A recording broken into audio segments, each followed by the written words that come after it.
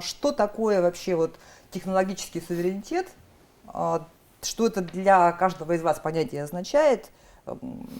Как оно на вашей жизни отражается ли?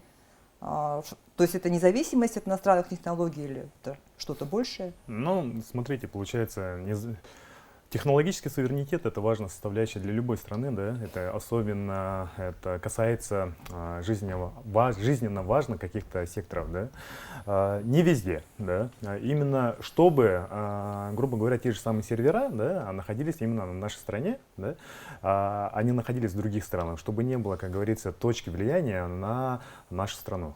Это очень важная составляющая, и в этом ничего страшного нет, потому что технологический суверенитет как тенденция во всех странах сейчас идет, да, и достаточно успешно, не только в Европе, но и в Азии тоже, да, и, на мой взгляд, это нормально. Это абсолютно нормальная вещь, то есть, к примеру, если даже взять пример, да, вместо того, чтобы одалживать косу у кого-то из соседей, лучше иметь свою, да, потому что если в какой-то важный момент сосед может попросить косу обратно.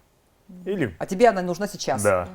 Соответственно, вот это очень важная составляющая. Но, на мой взгляд, технологический суверенитет именно очень важна по части вот, секторов не только вот, здравоохранения, обороны там, и так далее, да, но и также, получается, по части безопасности непосредственно наших вот, граждан. Да. В какой-то степени вот, по части вот, кибербезопасности, к примеру, да, чтобы другие, как говорится, очень плохие люди, да, не пытались это обмануть наших сограждан, можно так сказать.